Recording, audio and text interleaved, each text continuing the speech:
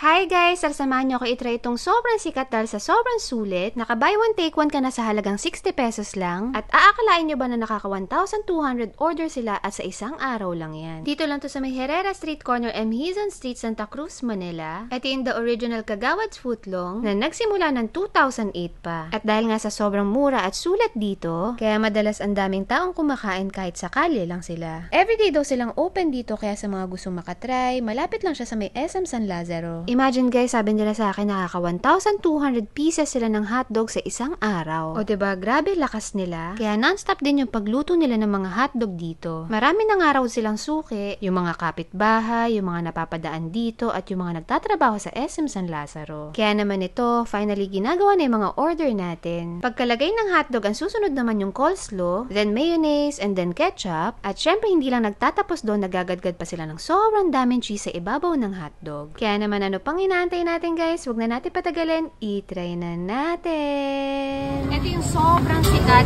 dito sa may Manila. Ito yung tinatawag nilang footlong ni Kagawad. Kapag nagtanong ka dito sa area na to kung anong masarap kainin dito, anong food trip, anong merienda, ito yung sinasabi nila, yung footlong ni Kagawad. Buy one take one to 60 pesos lang. Dalawang ganito. So kapag ka-order ka na nito, ng solo lang, 35 pesos. So pag buy one take one, mas makakamura ka. 60 pesos lang, dalawang ganito na. Diba? Tapos overload pa. May coleslaw na, may cheese pa.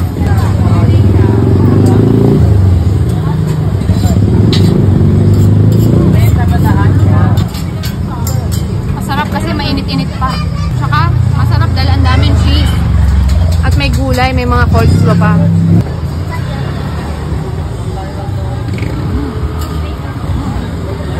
Sobrang sulit nito. Dalawa na kayo mabubusog. 60 pesos lang para sa inyong dalawa. Kahit nga isa pwedeng hatiin. Actually, oo. Sa 35, dalawa na kayo. Pwede na. Mabigat na sa tiyan eh. Matagal na sila. 2008 pa sila nagtitinda dito. Kaya sobrang kilala sila dito.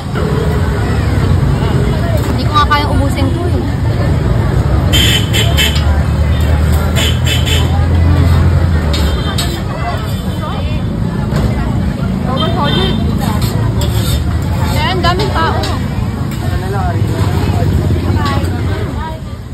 So yun lang guys, sana natakam kayo sa video natin for today at kung nagustuhan nyo, paki-like na lang and don't forget to share this to your friends.